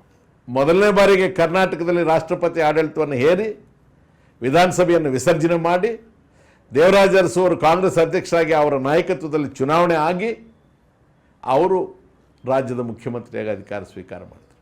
ಆ TED ಪಿಳ್ಳೈ ಆ ಕಾರ್ಯಕರ್ತರು ಹೋರಾಟದಲ್ಲಿ ಉಪವಾಸ ಮಾಡಿ ಇದ್ನಲ್ಲ, ಅವನು ಇವರು ಮುಖ್ಯಮಂತ್ರಿ ಆದಮೇಲೆ ಒಂದು ದಿವಸ ಸತ್ತು ಹೋಗ್ತಾನೆ ಅಂದರೆ ಕೃಷ್ಣಾ ಟ್ರೈಬ್ರಲ್ ಮೀಟಿಂಗಿಗೆ ಹೋಗಿ ರಿಕ್ವೆಸ್ಟ್ ಮಾಡಿಕೊಂಡು ಮುಂದುವರಿಸ್ಬಿಟ್ಟು ತಕ್ಷಣ ಬೇರೆ ಫ್ಲೈಟ್ ತೊಗೊಂಡು ಬಂದು ಸೀದಾ ಅವನ ಮನೆಗೆ ಹೋಗ್ತಾರೆ. ಒಬ್ಬ ಕಾಂಗ್ರೆಸ್ ಕಾರ್ಯಕರ್ತ, ಅವನೇನು ಕಾರ್ಪೊರೇಟ್ರು ಕೂಡ ಅಲ್ಲ, ಒಂದು ಗುಡಿಸಲಲ್ಲಿ ಬದುಕಿದ್ದಂಥವನು. What you say for this? ಇದಕ್ಕೇನಾದರೂ ಸರಿ ಹೋಲ್ತಕ್ಕಂಥ ಒಂದು ಉದಾಹರಣೆ ಇದೆಯಾ ತೋರಿಸಿ. ನಾನು ಹೇಳ್ತಕ್ಕಂಥದ್ದಕ್ಕೆ ಸಾವಿರಾರು ಜನ ಸಾಕ್ಷಿಗಳು ಇವತ್ತು ಜೀವಂತ ಇದ್ದಾರೆ. ಇವೆಲ್ಲ ಕಟ್ಟುಕತೆಗಳಲ್ಲ. ಇನ್ನೆಷ್ಟು ಉದಾಹರಣೆ ಕೊಡಬೇಕು? ನಾವು ಅವರ ಹತ್ತಿರದಲ್ಲಿದ್ದು ಅವ್ರು ನಮಗೆ ಅವಕಾಶ ಕೊಟ್ಟಿದ್ದಾಗ ನೋಡಿದಂಥ ಘಟನೆಗಳು. ವಿಧಾನಸಭೆಯಲ್ಲಿ 78ನೇ ಇಸ್ವಿಯಲ್ಲಿ ಇವರು ಅಧಿಕಾರಕ್ಕೆ ಬಂದ ಮೇಲೆ ಪುನಃ ನಾನು ಆವಾಗ ಮೊದಲನೇ ಬಾರಿಗೆ ಅಸೆಂಬ್ಲಿಗೆ ಎಂಟ್ರಾಗಿದ್ದೆ. ಬಹಳ ಪ್ರಬಲವಾದಂಥ ವಿರೋಧ ಪಕ್ಷ. ಅಲ್ಲಿಯವರೆಗೆ ಕರ್ನಾಟಕದಲ್ಲಿ CBIನವರು ಯಾವುದೇ ವಿಚಾರದಲ್ಲಿ ಮುಕ್ತವಾದ ವಿಚಾರಣೆ ಮಾಡೋದಕ್ಕೆ ಅವರಿಗೆ ಅವಕಾಶ ಕೊಟ್ಟಿತ್ತು. Delhi special police establishment act section 516 ಪ್ರಕಾರ ಅವಕಾಶ ಕೊಡ್ತೇವೆ. ಮೇಲ್ಗಡೆ ಕೇಂದ್ರದಲ್ಲಿ ಜನತಾ ಸರ್ಕಾರ ಇತ್ತು, ಇಲ್ಲಿ ಕಾಂಗ್ರೆಸ್ ಸರ್ಕಾರ ಬಂತು. ಇವರು ಆ ಅನುಮತಿಯನ್ನೇನು ಕೊಟ್ಟಿದ್ದೇವೆ ಕೇಂದ್ರ ಸರ್ಕಾರಕ್ಕೆ, ಅದನ್ನು ಹಿಂಪಡ್ಕೊಳ್ತಾ ಇದ್ದೇವೆ ಅಂತ ತಿದ್ದುಪಡಿಯನ್ನು ತಂದರು. ಬಹಳ ದೊಡ್ಡ ಗಲಾಟೆ, 2.5 ದಿವಸ ಚರ್ಚೆ ಅಸೆಂಬ್ಲಿ ಒಳಗೆ. ಅವಾಗ ಅವರು ಹೇಳಿದ್ರು, 31 ಡಿಸೆಂಬರ್ 1977ನೇ ಇಸ್ವಿ ರಾತ್ರಿ ನಾನು 1ನೇ ತಾರೀಕಿಗೆ ಅಸೆಂಬ್ಲಿ ಸಮಾವೇಶ ಕರೆದಿದ್ರೆ ಅರ್ಧ ರಾತ್ರಿಯಲ್ಲಿ ನೀವು ನನ್ನ ಅಸೆಂಬ್ಲಿಯನ್ನು ಡಿಸಾಲ್ವ್ ಮಾಡಿ ನನ್ನ ಸರ್ಕಾರವನ್ನು ಡಿಸ್ಮಿಸ್ ಮಾಡಿದ್ರಿ. ಪ್ರತೀಕಾರದ ಮನೋಭಾವ. ನಿಮಗೆ ನ್ಯಾಯಿಕ ದೃಷ್ಟಿ ಇಲ್ಲದೇ ಇರೋದ್ರ ಕಾರಣ ನಿಮಗೆ ಈ ಅವಕಾಶವನ್ನು ನಾನು ಕೊಡೋದಿಲ್ಲ. ಲಾಸ್ಟ್ ಏನು ಹೇಳಿದ್ರು ಗೊತ್ತಾ ಅವರ ಅಸೆಂಬ್ಲಿಯಲ್ಲಿ? ನನ್ನ ಮೇಲೆ ಈಗಲೂ ಅನುಮತಿಯನ್ನು ಕೊಡ್ತೇನೆ, ಯಾವ ವಿಚಾರಣೆಯನ್ನು ಬೇಕಾಗಿದ್ದರೂ ಮಾಡಿ, ನೀವು ದೇವರಾಜ ಅರಸು ಮೇಲೆ ಮಾಡೋಕ್ಕೆ ನಾನು ಅನುಮತಿ ಹಿಂತಕೊಳ್ಳೋದಿಲ್ಲ. ಆದರೆ ನನ್ನ ಸಹೋದ್ಯೋಗಿಗಳನ್ನು, ನನ್ನ ಸರ್ಕಾರವನ್ನು ನಿಮಗೆ ಬಲಿ ಕೊಡೋದಿಲ್ಲ ಅಂತ ಹೇಳ್ತಾರೆ. He is on record even to this day. ಹುಡುಕಿದ್ರಿ, ನನ್ನ ತೋಟ ಹುಡುಕಿದ್ರಿ, ಮನೆ ಹುಡುಕಿದ್ರಿ, ಎಲ್ಲ ಆಗಿದ್ರಿ, ಏನು ಸಿಕ್ತು ಅಂತ. ದಿವಂಗತ JH ಪಟೇಲ್ರು ವಿರೋಧ ಪಕ್ಷದ ಸದಸ್ಯರಾಗಿದ್ದರು. ಅವ್ರು ತಮಾಷೆಗೆದ್ದು ಹೇಳ್ತಾರೆ, ಅವ್ರು ದಡ್ರು CBI ಅವರು, ಅವ್ರಿಗೆ ಗೊತ್ತಿಲ್ಲ ನೀವು ಎಲ್ಲಿಟ್ಟಿದ್ದೀರಿ ಅಂತ, ನಂಗಾರು ಹೇಳಿ ಎಲ್ಲಿಟ್ಟಿದ್ದೀರಿ ಅಂತ ಹೇಳ್ತಾರೆ. ನಕ್ಬಿಟ್ಟು ಪಟೇಲ್ರಿಗೆ ಹೇಳ್ತಾರೆ, ಪಟೇಲ್ ಒಂದಲ್ಲ ಒಂದು ದಿವಸ ನಂದು ಏನೇನಿದೆ ಎಲ್ಲ ನಿನಗೆ ಹೇಳ್ತೀನಪ್ಪ ಅಂತ. ಜೂನ್ 6, 1982 ದೇವರಾಜ ಅರಸು ಅವ್ರು ತೀರ್ಕೊಂಡ ದಿವಸ ಕಡೆ ಗಳಿಗೆಗಳಲ್ಲಿ ಅವ್ರ ಜೊತೆಗಿದ್ದವರು JH ಪಟೇಲ್. ಯಾವ ಗಳಿಗೆಯಲ್ಲಿ ಆ ಮಾತು ಹೇಳಿದ್ರು, ನಂದು ಏನಾದರೂ ಇದ್ದರೆ ನಿನಗೆ ಹೇಳ್ತೇನೆ ಅಂತ ತಮ್ಮದು ಇದ್ದದ್ದೆಲ್ಲ ಪಟೇಲ್ರಿಗೆ ಹೇಳಿ ಹೋಗಿದ್ರು. ಅದಕ್ಕೆ ನಾನು ಆವಾಗಲೇ ಹೇಳಿದ್ದು, ದೇವರಾಜ ಅರಸು ಅವ್ರದ್ದು ಬಚ್ಚಿಡೋವಂಥದ್ದು ಏನೂ ಇರಲಿ. ಆ ಒಂದು ಅಪೂರ್ವವಾದಂಥ ಗೌರವ ಆ ಅಂತಿಮ ಯಾತ್ರೆಗೆ ಬಹುಶಃ ಕರ್ನಾಟಕದ ಇತಿಹಾಸದಲ್ಲಿ ಇದುವರೆಗೆ ಯಾವುದೇ ರಾಜಕೀಯ ಮುಖಂಡನಿಗೆ ಸಿಗಲಿಲ್ಲ. ಬೆಳಗಿನ ಜಾವ 3 ಗಂಟೆ ಆಗೋಗಿತ್ತು. ಚಿತೆಗೆ ಆ ಶರೀರನ್ನು ಇಟ್ಟು ಬೆಂಕಿಗೆ ನಾವು ಅರ್ಪಣೆ ಮಾಡಿದಾಗ ಮರಳು ಚೆಲ್ಲಿದರೆ ಕೆಳಕ್ಕೆ ಬೀಳಲಿಲ್ಲ. ಅಧಿಕಾರ ಇಲ್ಲ, ಅಪೋಸಿಷನ್ ಲೀಡ್ರ್ ಕೂಡ ಆಗಿರಲಿಲ್ಲ, ಬಹುಸಂಖ್ಯಾತ ಸಮಾಜಕ್ಕೆ ಸೇರಿದವ್ರಲ್ಲ, ದುಡ್ಡಿಲ್ಲ, ಕಾಸಿಲ್ಲ, ರಾಜ್ಯದ ಜನ ಎಲ್ಲ ಗೌರವಿಸಿದ್ರು. ಒಂದು ವೇಳೆ ಬದುಕಿದ್ದಿದ್ದರೆ 83ರ ಚುನಾವಣೆವರೆಗೆ ರಾಜಕೀಯ ಇತಿಹಾಸವೇ ಬೇರೆ ದಿಕ್ಕಿಗೆ ಹೋಗ್ತಾ ಇತ್ತು. ಅವ್ರ ಮೇಲಿದ್ದ ಅಪಾರವಾದಂಥ ಕರುಣೆ, ಪ್ರೀತಿ, ಮಮತೆ ಪರೋಕ್ಷವಾಗಿ 80ರಲ್ಲಿ ಕಾಂಗ್ರೆಸ್ ಕೊಚ್ಕೊಂಡು ಹೋಗೋದಕ್ಕೆ ಕಾರಣ ಆಯಿತು. ಜನತಾರಂಗ ಅಧಿಕಾರಕ್ಕೆ ಬರೋದಕ್ಕೆ. ಅದನ್ನು ಕೆಲವರು ಒಪ್ತಾರೆ, ಕೆಲವರು ಇಲ್ಲ ನಮ್ಮದೇ ಶ್ರಮ ಅಂತಾರೆ. ನಾನು ಅದಕ್ಕೆಲ್ಲ ಚರ್ಚೆಗೆ ಬರೋದಿಲ್ಲ. ಆದರೆ ವಿಧಿ ನಮ್ಮ ಜೊತೆಗಿರಲಿಲ್ಲ. ಕರ್ನಾಟಕದ ವಿಧಾನಸಭೆಯ ಇತಿಹಾಸದಲ್ಲಿ ಇದುವರೆಗೆ ಕರ್ನಾಟಕದಲ್ಲಿ ಅವಿರೋಧವಾಗಿ ಅಸೆಂಬ್ಲಿಗೆ ಆಯ್ಕೆ ಆಗಿ ಬಂದವರು ಇಬ್ಬರೇ ನೈಜ ರೀತಿಯಲ್ಲಿ. ಒಂದು ಸಂಡೂರಿನ ಎಂ.ವೈ. ಘೋರ್ಪಡೆಯವರು, ಎರಡನೇದು ಹುಣಸೂರಿನ ಡಿ. ದೇವರಾಜ ಅರಸರು. 1944ನೇ ಇಸ್ವಿಯಲ್ಲಿ ರೆಪ್ರೆಸೆಂಟೇಟಿವ್ ಅಸೆಂಬ್ಲಿ ಮೆಂಬರ್ ಆಗಿ 48ರಲ್ಲಿ MRE ಆಗಿ ಮೆಂಬರ್ ಆಫ್ ರೆಪ್ರೆಸೆಂಟೇಟಿವ್ ಅಸೆಂಬ್ಲಿಯಾಗಿ ಎಂಟ್ರಾದವರು 1982ನೇ ಇಸ್ವಿ ಜೂನ್ 6ರವರೆಗೆ ಸೋಲನ್ನೇ ನೋಡಲಿಲ್ಲ.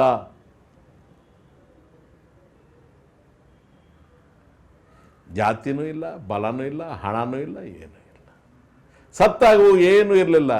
ಬಂದದ್ದು ಬರಿಗೈಯಲ್ಲಿ, ಹೋದದ್ದು ಬರಿಗೈಯಲ್ಲಿ. ಮಧ್ಯೆ ಈ ಇಡೀ ಇತಿಹಾಸನ ನಮಗೆ ನಿಮಗೆ ಬಿಟ್ಟು ಹೋಗಿದ್ದಾರೆ. ಪಾರ್ಲಿಮೆಂಟ್ ಚುನಾವಣೆ, ಅಸೆಂಬ್ಲಿ ಚುನಾವಣೆ, ಬೋರ್ಡ್ ಕಾರ್ಪೊರೇಷನ್ಸ್ ಅಪಾಯಿಂಟ್ಮೆಂಟು, ಅಧಿಕಾರಿಗಳನ್ನು ಆಯ್ಕೆ ಮಾಡ್ತಕ್ಕಂಥದ್ದು, ಅವರಿಗೆ ಬೆಂಬಲ ಕೊಡ್ತಕ್ಕಂಥದ್ದು, ಉತ್ತಮರನ್ನು ಗೌರವಿಸ್ತಕ್ಕಂಥದ್ದು, ಬಲಾಢ್ಯರನ್ನು ಎದುರು ಹಾಕ್ಕೊಳ್ತಕ್ಕಂಥದ್ದು, ಬಲಹೀನರಿಗೆ ಶಕ್ತಿ ತುಂಬತಕ್ಕಂಥದ್ದು, ಸುಧಾರಣೆಗಳನ್ನು ತರ್ತಕ್ಕಂಥದ್ದು, ಆಡಳಿತ ನಡೆಸ್ಕೊಂಡು ಹೋಗ್ತಕ್ಕಂಥದ್ದು, ಭಿನ್ನಮತೀಯರನ್ನು ಹತ್ತಿಕ್ತಕ್ಕಂಥದ್ದು. ಒಬ್ಬ ಮನುಷ್ಯನಿಗೆ ಅದು ಎಷ್ಟು ಶಕ್ತಿ, ಚೈತನ್ಯ, ಎಲ್ಲದರ ಮಧ್ಯೆ ಮಾನವತ್ವವನ್ನು ಎಂದೂ ಕಳ್ಕೊಳ್ತಿರಲಿಲ್ಲ, ಎಂದೂ ಕಳ್ಕೊಳ್ತಿರಲಿಲ್ಲ. ಅಧಿಕಾರ ಹೋದ ಮೇಲೆ ಅವ್ರು ಎಷ್ಟು ಫಿಲಸಾಫಿಕಲ್ ಆಗಿದ್ದರು ಅಂತಂದರೆ, ತಿಳ್ಕೊಳ್ಳೋಕ್ಕೆ, ಓದೋಕ್ಕೆ, ಇನ್ನೂ ತಾನು ಶುದ್ಧ ಆಗಬೇಕು ಅನ್ನೋದಕ್ಕೆ ಭಾಳ ಕಾತರರಾಗಿದ್ದರು ಅವರು. ವಿಧಿ ಅವರಿಗೆ ಸಹಕರಿಸಲಿಲ್ಲ. ಗೌತಮ್ ಬುದ್ಧ ಎಲ್ಲಿಂದ ಬಂದ? ಅರಮನೆಯಿಂದಲೇ ಬಂದಿದ್ದು. EMS ನಂಬೂದ್ರಿಪಾದ್ ಎಲ್ಲಿಂದ ಬಂದರು? ಜ್ಯೋತಿ ಬೋಸು ಎಲ್ಲಿಂದ ಬಂದರು? ಹೋರಾಟ ಯಾವಾಗಲೂ ಅಲ್ಲೇ ಪ್ರಾರಂಭ ಆಗೋದು, ಜಿಗುಪ್ಸೆ ಆದಾಗ. ಇವರು ಎಳೆಯ ಪ್ರಾಯದಲ್ಲಿ ಅರಸು ಬೋರ್ಡಿಂಗ್ ಸ್ಕೂಲ್ನಲ್ಲಿ ಇರ್ತಾರೆ, ಅರಸು ರಾಯಲ್ ಬೋರ್ಡಿಂಗ್ ಸ್ಕೂಲಲ್ಲಿ, ಅಲ್ಲೇ ಪ್ರತಿಭಟನೆ ಮಾಡ್ತಾರೆ, ಗಲಾಟೆ ಮಾಡ್ತಾರೆ, ನಾ ಇಲ್ಲಿರೋದಿಲ್ಲ ಅಂತಾರೆ. ಮನುಷ್ಯನಿಗೆ ತನ್ನ ಪರಿಸರದಲ್ಲಿರ್ತಕ್ಕಂಥ ನ್ಯೂನತೆಗಳನ್ನು ನೋಡಿದಾಗ ಸ್ವಭಾವತಃ ಅದರ ವಿರುದ್ಧ ಪ್ರತಿಭಟನೆ ಮಾಡ್ತಕ್ಕಂಥದ್ದು ಕೆಲವರಿಗೆ ರಕ್ತತ್ವವಾಗಿ ಬಂದುಬಿಡುತ್ತೆ. ಏನು ಬಹಳ ಖಚಿತವಾದಂಥ ಪ್ರಬಲ ಕಾರಣಗಳು ಇತ್ತು ಅಂತ ಅನ್ನೋದಕ್ಕೆ ನನ್ನ ಹತ್ರ ಉತ್ತರ ಇಲ್ಲ. ನಾನು ಕಾವಿಸ್ಕೊಂಡು ಯಾವುದೋ ಒಂದು ಕತೆ ನಿಮ್ಮ ಹತ್ರ ಹೇಳಿ ಸುಳ್ಳು ಹೇಳೋಕ್ಕಾಗೋದಿಲ್ಲ. ನಮಗೆ ಪರಿಚಯ ಇದ್ದ ಮಟ್ಟಿಗೆ ಅವ್ರಿಗೆ ಬಾಲ್ಯದಿಂದಲೂ ಕೂಡ ಅವ್ರು ನಮ್ಮ ಹತ್ರ ಹೇಳ್ಕೊಳ್ತಾ ಇದ್ದಂತೆ ಅವರಿಗೆ ಒಂದು ರೀತಿಯಾದಂಥ ವೈರಾಗ್ಯ ಜಾಸ್ತಿ. ಅವರು ಹೊಲ ಉಳ್ತಾ ಇರ್ತಾರೆ. ಮೊದಲನೇ ಸಲ MLA ಆದಾಗ, ಅವಾಗ ಹುಣಸೂರು ತಾಲೂಕು ಇರಲಿಲ್ಲ. ಹುಣಸೂರು, ಪಿರಿಯಾಪಟ್ಟಣ ಎರಡೂ ಸೇರಿ ಒಂದೇ ತಾಲೂಕು, ಡಬಲ್ ಮೆಂಬರ್ ಕಾನ್ಸ್ಟಿಟ್ಯೂನ್ಸಿ. ಇವರು BSc ಪದವೀಧರರಾಗಿ ಬಂದು ಅಲ್ಲಿರ್ತಾರೆ. HM ಚನ್ನಬಸಪ್ಪನವ್ರು ಇವ್ರನ್ನ ಹುಡ್ಕೊಂಡು ಹೋಗ್ತಾರೆ, ಇವ್ರು ಹೊಲದತ್ರಕ್ಕೆ ಹೋಗ್ತಾರೆ, ತನ್ನ ಜೊತೆಗೆ ಇನ್ನೊಬ್ಬ ಕ್ಯಾಂಡಿಡೇಟ್ ಬೇಕು ಅಂತ ಹೇಳಿ. ಸುಮಾರು 3-3.5 ಗಂಟೆ ಕಾಲ ಅವ್ರಿಗೂ ಇವ್ರಿಗೂ ಚರ್ಚೆ ನಡೆದು ಇವರು ಕಡೆಗೂ ಚನ್ನಬಸಪ್ಪನವರು ಅವ್ರನ್ನ ಒಪ್ಪಿಸ್ತಾರೆ, ನೀವು ಕಾಂಗ್ರೆಸ್ ಕ್ಯಾಂಡಿಡೇಟ್ ಆಗಬೇಕು. ಅಲ್ಲಿಂದ ರಾಜಕೀಯ ಜೀವನ ಪ್ರಾರಂಭ ಆಗುತ್ತೆ. ಮೊದಲನೇ ದಿವಸದಿಂದ ಕೂಡ ಅವ್ರು ಹೀಗೆ ಬಂದಿದ್ದಾರೆ. 67ರಲ್ಲಿ ಅವ್ರಿಗೆ ಟಿಕೆಟೇ ಇಲ್ಲ ಅನ್ನುವಂಥ ಸನ್ನಿವೇಶ ಬಂದ್ಬಿಡ್ತು. ಲಾಸ್ಟ್ ಮಿನಿಟಲ್ಲಿ ಸತ್ಯನಾರಾಯಣ್ ಸಿನ್ಹಾ ಅಂತ ಹೇಳಿ ಮಧ್ಯಪ್ರದೇಶದವರು ಕೇಂದ್ರದ ಕಾರ್ಮಿಕ ಸಚಿವರಾಗಿದ್ದಂಥವ್ರು ದಿವಂಗತ್ ಲಾಲ್ ಬಹದ್ದೂರ್ ಶಾಸ್ತ್ರಿಯವರಿಗೆ ಭಾಳ ಆತ್ಮೀಯರಾಗಿದ್ದಿರ್ತಾರೆ. ಇವರಲ್ಲಿ ರಾಜ್ಯದ ಕಾರ್ಮಿಕ ಸಚಿವರಾಗಿದ್ದಾಗ ಇವರು ಸತ್ಯನಾರಾಯಣ್ ಸಿನ್ಹಾ ಗೆಳೆಯರಾಗಿರ್ತಾರೆ. ಸತ್ಯನಾರಾಯಣ್ ಸಿನ್ಹಾರವರ ಮಧ್ಯಪ್ರವೇಶದಿಂದ ಲಾಲ್ ಬಹದ್ದೂರ್ ಶಾಸ್ತ್ರಿಯವರು ಇವರಿಗೆ ಕಡೆ ನಿಮಿಷದಲ್ಲಿ ಟಿಕೆಟ್ ಕೊಡ್ತಾರೆ. ಆ ಚುನಾವಣೆಯಲ್ಲೇ ಅವರು ಅವಿರೋಧವಾಗಿ ಆಯ್ಕೆಯಾಗಿ ಬಂದದ್ದು. ಅವ್ರು ನಮ್ಗೆ ಹೇಳೋರು, ಕೆಮಿಸ್ಟ್ರಿ ಸ್ಟೂಡೆಂಟ್ ಇವರು, BSc ಪದವೀಧರ. ಕೆಮಿಸ್ಟ್ರಿ ಕ್ಲಾಸ್ನಲ್ಲಿ ಲೆಕ್ಚರರ್ ಇವರಿಗೆ ಪಾಠ ಮಾಡುವಾಗ, ಇನ್ಆರ್ಗ್ಯಾನಿಕ್ ಕೆಮಿಸ್ಟ್ರಿ ಪಾಠ ಮಾಡ್ತವಾಗ ಆಟಮ್ಮು, ಎಲಿಮೆಂಟು, ಕಾಂಪೌಂಡು, ಮಿಕ್ಸ್ಚರ್ಸ್ ಬಗ್ಗೆ ಮಾತಾಡುವಾಗ ಆಟಮ್ನ ಸೈಜ್ ಎಷ್ಟಿರುತ್ತೆ ಅಂತ ಇವರು ಹೇಳ್ತಾರೆ ಲೆಕ್ಚರರ್. ಅದು ಒಂದು ಸಾಸಿವೆ ಕಾಳಿಗಿಂತಲೂ ಕೂಡ ಸಣ್ಣದಿರುತ್ತೆ ಒಂದು ಆಟಮ್ನ ಪ್ರಮಾಣ ಸೈಜು. ಆದರೆ ಅಟಾಮಿಕ್ ಎಕ್ಸ್ಪ್ಲೋಷನ್ ಎಷ್ಟು ಭಯಾನಕವಾಗಿರುತ್ತೆ ಅಂದರೆ ಒಂದು ರಾಜ್ಯನ್ನೇ ಸುಟ್ಟುಬಿಡ್ಬೋದು, ಒಂದು ದೇಶನ್ನೇ ಸುಟ್ಟುಬಿಡ್ಬೋದು, ಪ್ರಪಂಚನೇ ಭಸ್ಮ ಮಾಡ್ಬೋದು. ಇವರು ಬಹಳ ಪ್ರಯತ್ನ ಮಾಡ್ತಾರೆ ಲೆಕ್ಚರರ್ ಜೊತೆಗೆ ಆರ್ಗ್ಯುಮೆಂಟ್ ಮಾಡಿ. ಅಷ್ಟು ಸಣ್ಣ ಪ್ರಮಾಣದ ಒಂದು ವಸ್ತುವಿಗೆ ಅಷ್ಟು ಅಗಾಧವಾದ ಶಕ್ತಿ ಎಲ್ಲಿಂದ ಬರುತ್ತೆ? ಅವರು ಸಮಂಜಸವಾದ ಉತ್ತರ ಇವರು ಕೊಡೋಕ್ಕಾಗೋದಿಲ್ಲ. ಆ ಕ್ಷಣದವರೆಗೆ ಅರಸೂರವರು ಆಲ್ಮೋಸ್ಟ್ ನಾಸ್ತಿಕರಾಗಿರ್ತಾರೆ. ದೇವರು ದಿನರು ಅದರಲ್ಲಿ ಅವ್ರಿಗೆ ವಿಶ್ವಾಸ ಇರೋದಿಲ್ಲ. ಆ ಘಟನೆ ಆದಮೇಲೆ ದೇವರು ದೀನರು ಅದಕ್ಕೆ ರೂಪ ಸ್ವರೂಪ ಇದೆಯೋ ಇಲ್ಲೋ ಅದೆಲ್ಲ ಬೇರೆ ಮಾತು. ಆದರೆ ನಮ್ಮ ಎಕ್ಸ್ಪ್ಲನೇಷನ್ಗೆ ಮೀರಿರ್ತಕ್ಕಂಥದ್ದು, ನಮ್ಮ ಊಹೆಗೆ ನಿಲುಕದೇ ಇರ್ತಕ್ಕಂಥದ್ದು ಯಾವುದೋ ಒಂದು ನಿಗೂಢ ಶಕ್ತಿ ಇದೆ ಅನ್ನೋ ಒಂದು ತೀರ್ಮಾನಕ್ಕೆ ಬರ್ತಾರೆ. ಇದನ್ನು ಅವರೇ ಸ್ವತಃ ನಮಗೆ ಹೇಳಿದ್ದು. ಒಂದು ಸಲ ಕೈಗೆ ಏನೋ ತಾಯತ್ತುಗಳೆಲ್ಲ ಕಟ್ಟಿದ್ರು, ಅಧಿಕಾರ ಹೋಗ್ಬಿಟ್ಟಿತ್ತು. ನನಗೆ ಸ್ವಲ್ಪ ಸಲಿಗೆ ಇತ್ತು ಅವ್ರ ಹತ್ರ. ಎಲ್ಲ ಹೋಯ್ತಲ್ಲ, ಇನ್ನೂ ಯಾಕೆ ಇವು ಕಟ್ಕೊಂಡಿದ್ರೆ ತೆಗೆದು ಬಿಸಾಡಿ, ಇವರೆಲ್ಲ ಹೇಳಿ ಮಾಡಿದ್ದಾಯ್ತಲ್ಲ ನಮಗೆ ಅಂತ ಅಂದೆ.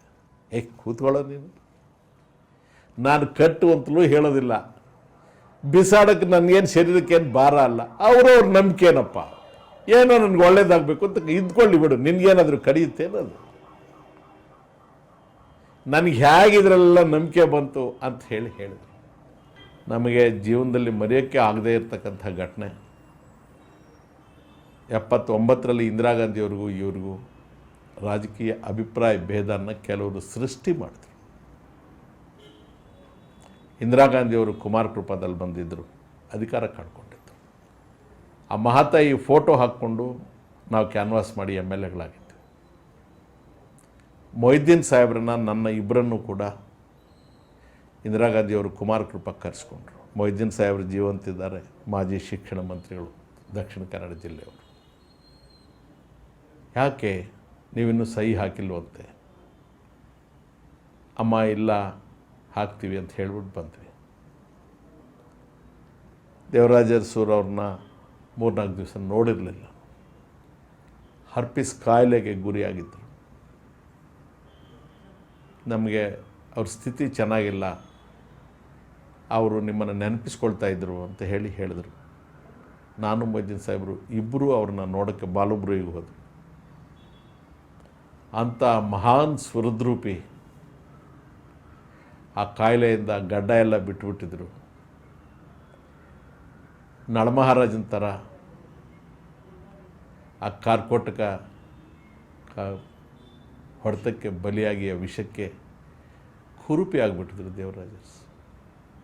ಆ ಕ್ಷಣದಲ್ಲೇ ನಾವು ಮನಸ್ಸು ಬದಲಾಯಿಸ್ಕೊಂಡು, ನಾವು ಇಂದಿರಾ ಗಾಂಧಿಯವರಿಗೆ ಮಾಡ್ತಾ ಇರೋದು ದ್ರೋಹ ಅಂತ ಅರಿವಾದರೂ ಕೂಡ, ಅವರ ಸಿಂಬಲಲ್ಲಿ ನಾವು ಗೆದ್ದಿದ್ದೀವಿ ಅಂತ ನಮ್ಮ ಮನಸ್ಸಿಗೆ ಬಂದರೂ ಕೂಡ, ಇವರು ಉಳಿತಾರೋ ಇಲ್ವೋ, ಇಷ್ಟು ದಿವಸ ಇವ್ರ ನೆರಳಲ್ಲಿ ಬೆಳೆದ್ವಲ್ಲ, ಈ ಹಂತದಲ್ಲಿ MLAಗಳಾಗಿ ಮುಂದುವರಿಬೇಕು ಅಥವಾ ರಾಜಕೀಯ ಭವಿಷ್ಯಕ್ಕಾಗಿ ನಾವು ಈ ನಿರ್ಣಯ ತಗೋಬೇಕು ಅಂತ ಇವ್ರಿಗೆ ದ್ರೋಹ ಮಾಡೋದು ಸರಿ ಅಲ್ವೇನೋ ಅಂತ ಹೇಳಿ ಅವ್ರ ಜೊತೆಗೆ ಉಳಿದ್ರು. ಅವ್ರು ಏನು ನಮಗೆ ಹೇಳಲೇ ಇಲ್ಲ, ಕಾಣಲೇ ಇಲ್ವಲ್ಲ ಅಂದರು, ಮಾತಾಡೋಕ್ಕೂ ಕೂಡ ಆಗ್ತಾಯಿಲ್ಲ. ಅಂಥ ಸ್ವರದ್ರೂಪಿಗೆ ಆ ರೀತಿ ಕಾಯಿಲೆ ಬಂತು. ಅವರಿಂದ ರಾಜಕೀಯ ಜನ್ಮ ಪಡ್ಕೊಂಡವರೆಲ್ಲ ನಿಷ್ಕರುಣಿಗಳಾಗಿ ಅವ್ರನ್ನ ಕೈಬಿಟ್ಟರು. ಬಹುಶಃ ದೇವರಾಜ ಅರಸೂರಿಗೆ ನನಗೆ ಸ್ವರ್ಗ ನರಕದ ಅಸ್ತಿತ್ವದಲ್ಲಿ ನಂಬಿಕೆ ಇಲ್ಲ. ಒಂದು ವೇಳೆ ಅದೆಲ್ಲ ಇರೋದು ನಿಜ ಆದರೆ ಆ ಮಹಾನ್ ಭಾವನಿಗೆ ಎರಡೂ ದರ್ಶನ ಇಲ್ಲೇ ಆಗುತ್ತೆ. ನಮ್ಮ ಸ್ನೇಹಿತರುಗಳು ಅವ್ರಿಗೆ ನರಕದ ಪರಿಚಯ ಕೂಡ ಮಾಡಿಸ್ಬಿಟ್ರು. ಭಾಳ ಸರಳ, ಏನು ವೈಯಕ್ತಿಕ ಬದುಕು. 3 ಜನ ಹೆಣ್ಮಕ್ಳು, 3 ಜನ ಸತ್ತು ಹೋಗಿದ್ರು ಮಕ್ಕಳು.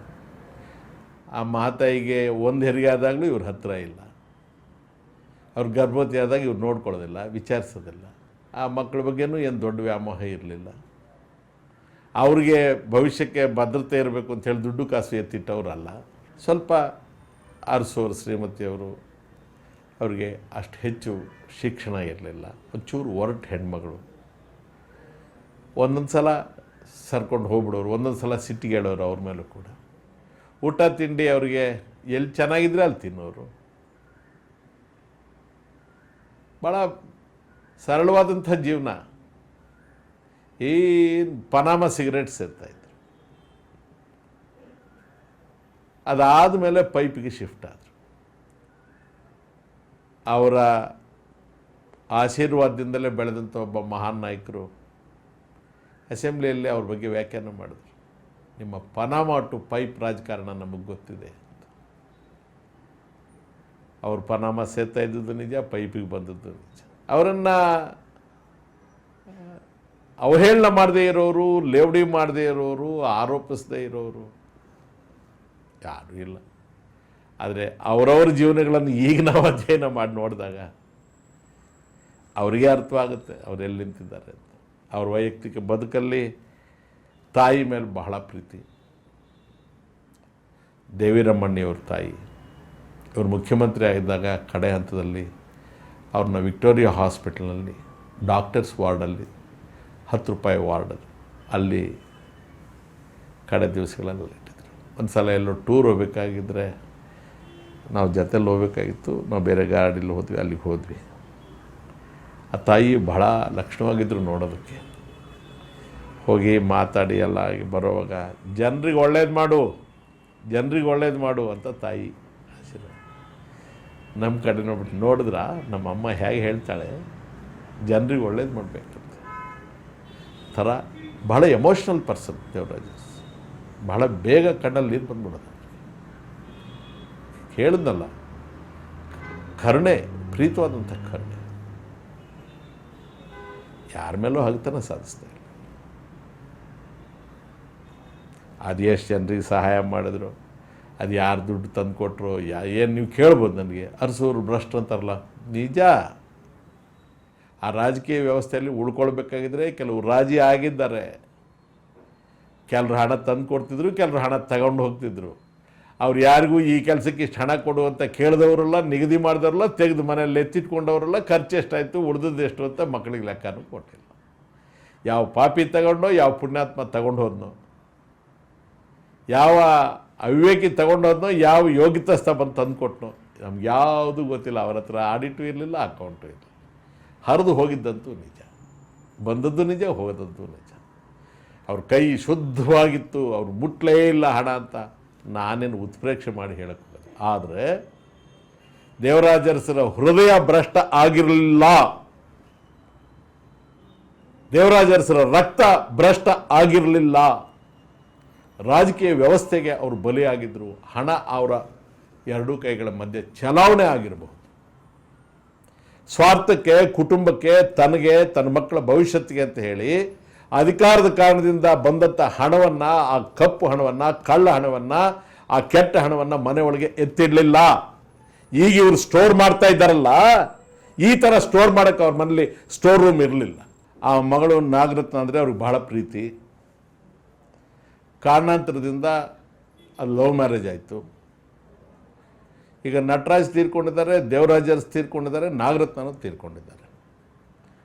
ಸತ್ತೋದವ್ರ ಬಗ್ಗೆ ಈಗ ನಾವು ಹೇಳ್ತಕ್ಕಂಥದ್ದು ಯೋಗ್ಯವಲ್ಲ. ನಟರಾಜ್ ಕಾರಣಕ್ಕಾಗಿ ದೇವರಾಜ್ ಅರಸ್ ಅವರು ಬಹಳ ಮಾನಸಿಕವಾಗಿ ನೋವು ಅನುಭವಿಸ್ತಾ ಇದ್ದರು ಅನ್ನೋದಕ್ಕೆ ನಾವೇ ಸಾಕ್ಷಿಗಳು. ಅದೇನು ಸುಳ್ಳೇನಲ್ಲ. ಕೆಲವರಿಗೆ ಜೀವನದಲ್ಲಿ ಅವಕಾಶಗಳು ಒದಗಿ ಬರುತ್ತೆ, ಕೆಲವರಿಗೆ ಒದಗಿ ಬರೋದಿಲ್ಲ. ಆದರ್ಶಗಳನ್ನು ಬೋಧನೆ ಮಾಡೋದು ಸುಲಭ, ಪಾಲನೆ ಮಾಡೋದು ಬಹಳ ಕಷ್ಟ. ಅರಸೂರ ಆದರ್ಶಗಳು ಸಾಯೋದಿಲ್ಲ, ಆದರೆ ಅವು ಚಿಗುರುಗೊಳ್ಳುತ್ತಾ, ಬಲಗೊಳ್ಳುತ್ತಾ, ಬೇರೂರುತ್ತಾ, ಅದು ಚಲಾವಣೆಗೆ ಬರುತ್ತಾ ಅನ್ನೋ ಮಾತನ್ನು ನೀವು ಕೇಳಿದ್ರೆ ಸಮಯ ನಿರ್ಧಾರ ಮಾಡಬೇಕೆ ಹೊರತು ನಾವೇನು ಈಗ ಹೇಳಕ್ಕೆ ಬರೋದಿಲ್ಲ. ಆದರೆ ನಾನು ಇಷ್ಟೆಲ್ಲ ಮನಸ್ಸು ಬಿಚ್ಚಿ ಯಾವುದಕ್ಕೂ ಕೇರ್ ಮಾಡದೆ ಇಷ್ಟು ನಿರ್ಭಯವಾಗಿ ಯಾಕೆ ಮಾತಾಡಿದೆ ಅಂದರೆ, ಯಾರಾದರೂ ಇದನ್ನು ಕೇಳೋರಿದ್ರೆ, ಗಮನಿಸೋರಿದ್ರೆ ಅವ್ರಿಗೆ ಸತ್ಯ ಅರ್ಥ ಆಗಲಿ. ಅಥವಾ ನಾನು ಹೇಳಿರೋದ್ರಲ್ಲಿ ಏನಾದರೂ ಉತ್ಪ್ರೇಕ್ಷೆ ಇದ್ದರೆ, ಸುಳ್ಳಿದ್ರೆ ನನ್ನನ್ನು ಕೌಂಟ್ರ್ ಮಾಡಲಿ, ಇಂಟ್ರಾಗೇಟ್ ಮಾಡಲಿ, ಚರ್ಚೆ ಮಾಡಲಿ. ಆ ಥರದ್ದು ಯಾವುದೂ ವಿವಾದಗಳಿಲ್ಲ ಅಂತಂದರೆ ಇಂಥ ಒಬ್ಬ ಮನುಷ್ಯ ಇದನ್ನ ಅನ್ನೋದನ್ನಾದರೂ ಗೊತ್ತಾಗಿ ಕೆಲವರಾದರೂ ಆ ಲೈನಿಗೆ ಬರಲಿ ಅಂತಕ್ಕಂಥ ಉದ್ದೇಶದಿಂದ ಹೇಳಿ.